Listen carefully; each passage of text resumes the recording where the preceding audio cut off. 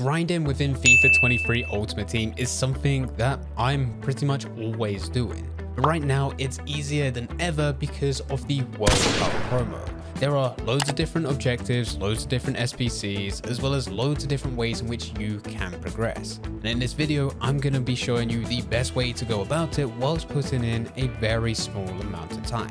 But before we do get into the video, if you're looking to get some very easy coins, then there is no better place than AOA. Head over there to get yourself some cheap, fast FIFA 23 coins, completely reliable, and if you use Boom at checkout, you'll also get yourself a 3% discount. Link can be found in the description down below. Nice. Getting back into the video. You can continue to grind as you was grinding before. Go through division rivals, build up enough FUT Champions points, go into FUT Champions playoffs, then the FUT Champions final, and then once you're done, if you still have time, go back round to squad battles and then division rivals to continue this loop again. But for now, I think it's actually better for you to push that to the side, potentially not even go into FUT Champions, just so you can focus on a few objectives as of right now. Once they're completed, by all means, you can go back. And a good thing with this is with these current objectives, they're available for the next 30 days where we'll get even more, and then with the new ones that get added, they'll probably be available for another 20 or 30 days depending when the season ends. The first thing that you need to do is start building up to your World Cup players. This is a lot easier than it seems. You'll notice that there is a new section within the menu which requires World Cup players, and you'll need to get a total of 750 to get to level 10. Now that does seem like a lot, but you can get anywhere between 200 to 300 very easily. All you need to do is head back over to your objectives and you'll notice that there are challenges set for each nation. And the challenge is for you to score one single goal, either be within squad battles or division rivals. The easiest way to do this is to build a team with one nation within each position.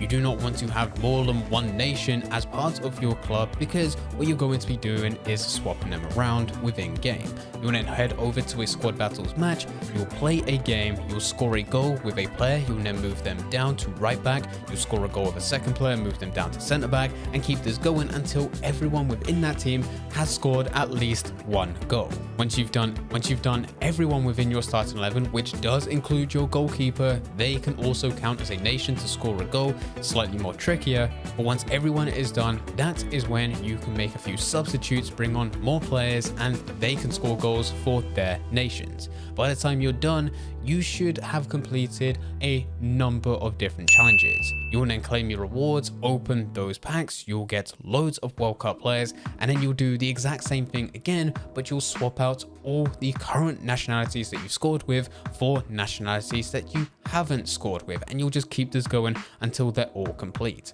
By the end, you'll get anywhere between 200 to 300 World Cup players, and you'll have the rest of the season to keep on building towards 750. Now, of course, this is not enough for you to complete the whole 10 levels, but it will put you in a good position. From there, you can also go over to FUT Moments. FUT Moments, despite being the newest game mode, still is not getting the best rewards because they're limited. But for this season, you are able to get packs which contain World Cup players, and they don't require too many FUT stars. I believe it's 10. So if you get 10 FUT stars, you will be able to unlock a World Cup pack, which will give you World Cup players, and that of course will progress through these levels, which will give you even more rewards at the end. And with FUT Moments, they have added new challenges specifically for the World Cup. So they're incredibly easy to go through. You complete them, you get your FUT stars, and immediately use them to get more World Cup players. And then you've got options. You can then use those for the next step.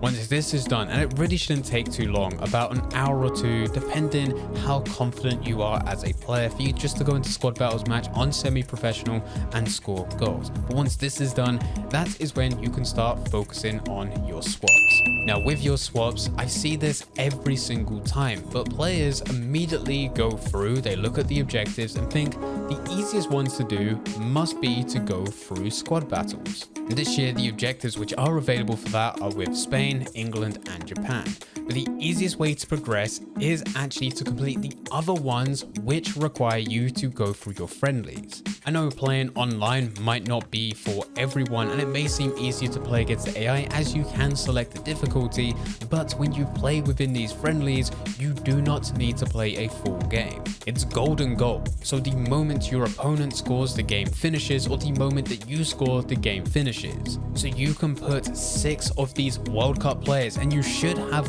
quite a few by now because you've gone through the objectives beforehand to go and get loads of these World Cup players. You'll put 6 in from each nation, still can have some of the best players within your team. Just make sure that you haven't got more than 4 nationalities as well as any lone players, because that's the requirement for the friendly itself.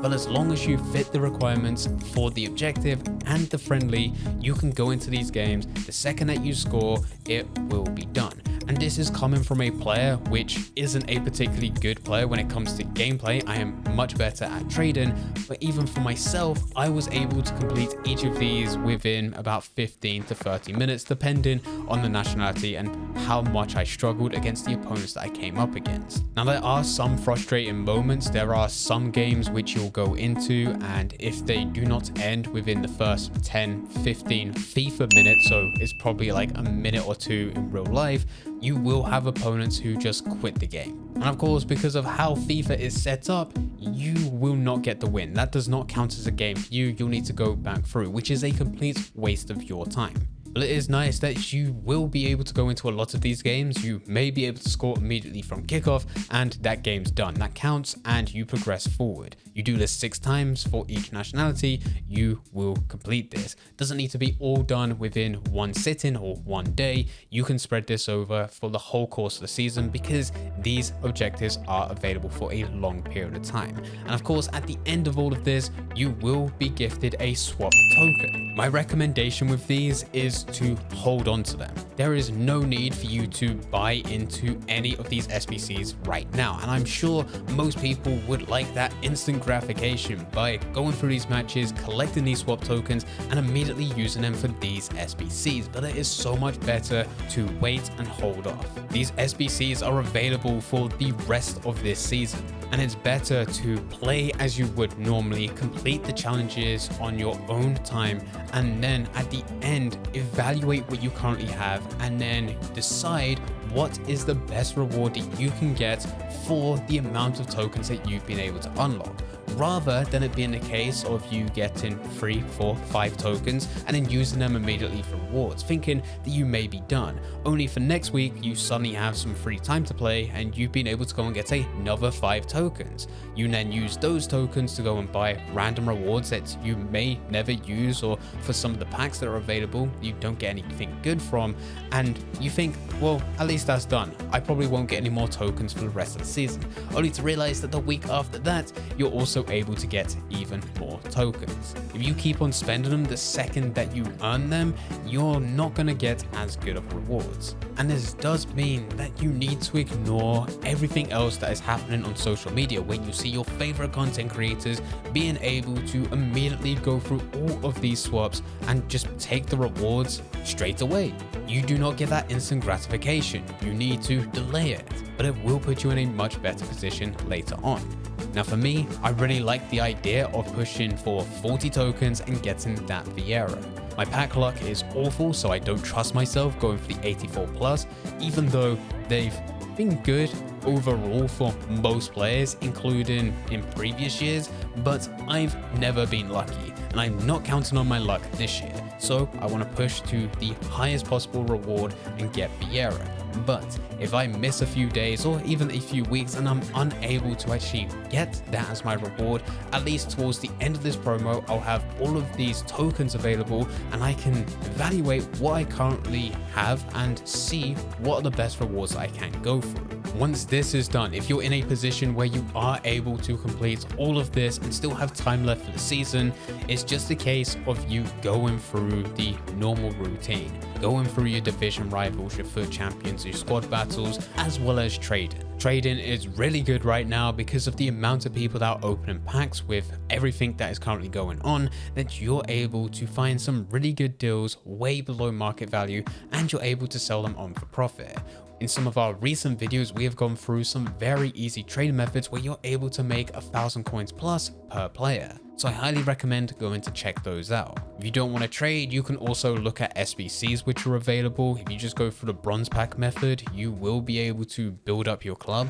Yes, it's an insanely lengthy process, but you will be able to upgrade those to silver players to common gold players to rare gold players, and then you can use those players available to go through the SBCs which EA are releasing every single day. Some of them are offering players, others offering packs, but if you can complete them for cheap, it's definitely worth going through because it'll put your club, your ultimate team, in a much better position. But anyway guys, this is the best way to grind the World Cup promo. You want to prioritize those World Cup players even though they have no use cases whatsoever now and even after the World Cup. You want to prioritize those so that you can get the rewards as well as use them to go through the swaps. The swaps, no matter how many tokens you unlock, are much better worth your time than actually going through division rivals. So prioritize what's currently available with the World Cup promo, and once that's done, that's when you can go back to the normal way of playing FUT. If you do have any questions, please feel free to leave them in the comment section down below. But anyway guys, I hope you guys did enjoy. If you did enjoy, don't forget to leave a like and subscribe. But for now, I'm going to see ya.